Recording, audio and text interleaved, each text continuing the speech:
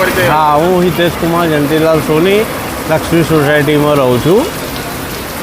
छेल्ला 5 वर्षथी हूँ अहीं रहूँ छूँ। अहीं पाणीनो प्रॉब्लेम भयंकर है। पालिकाने कोई लेवा देवा नहीं। घणीवार रजूआत करवा छतो कोई सोल्यूशन आव्युं नहीं। आ बस स्टेन्ड भी इलीगल है। पालिकाए आ जे जग्या आपी है बराबर, पाछळ पालिकाए जे जग्या आपी है पाछळ पार्किंगनी जग्या एमनी शॉप करी है। बीजू तमने हूँ आज खास कहवा मागू छूं मीडिया में कि पालिका एक ज व्यक्ति चलावे छे, देवांग सोनी।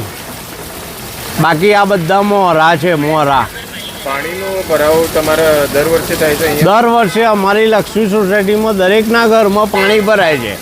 वर्षोथी रजूआत छे, कशुं ज थतुं नथी। पेला तमारा दबाणवाळा बी आवे छे, पछी पाछळ 2 जणा आवीने पैसा लईने सेटिंग करीने जता रहे छे। બરાબર। એટલે આ પાલિકા કોઈ તમારા કોર્પોરેટર, તમે કહો છો કોર્પોરેટર નવી બોડી આવી, એનાથી કોઈ જ મતલબ નથી।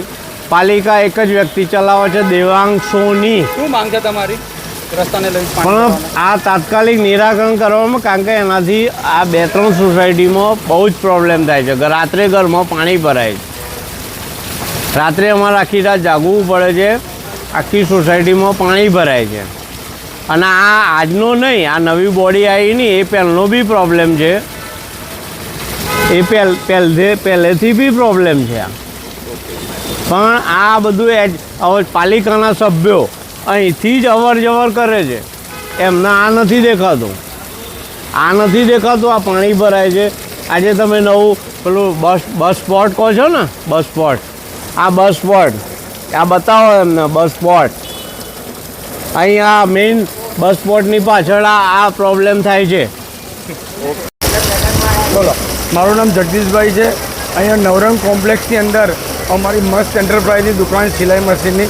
અહીંયા પાણી અંદર એટલા ઘૂસી ગયા છે કે દુકાનની અંદર પણ પાણી આવી ગયું છે। અહીંયા રોડ ઉપર એટલા બધા પાણી છે કે પબ્લિકને આવવા જવામાં તકલીફ પડે છે। અહીંયા આ વાહન જેટલા જાય છે એટલા બધું જ પાણી સીધું અંદર શોપિંગમાં ઘૂસે છે। અહીંયા પાણીનો કોઈ નિકાલ જ નથી। અને જે રોડ બનાવ્યા છે એટલા ઊંચા બનાવ્યા છે કે દુકાનોમાં પાણી પેસી ગયા છે। તો અમારે કેવી રીતે ધંધો કરવો, કેવી રીતે કામ કરવું? અહીંયા કોઈ ગ્રાહક આવે કેવી રીતે? અમારા આગળ અહીંયા તમે જુઓ તો કેટલી બધી પબ્લિક આવત જવત કરે છે। પાલિકાને તમે રજૂઆતો કરી છે? કે નગરપાલિકામાં ઘણી વખત રજૂઆત કરી છે કે આ રોડ એટલો બધો ઊંચો ન બનાવે જેનાથી અમારા શોપિંગમાં પાણી આવી જાય।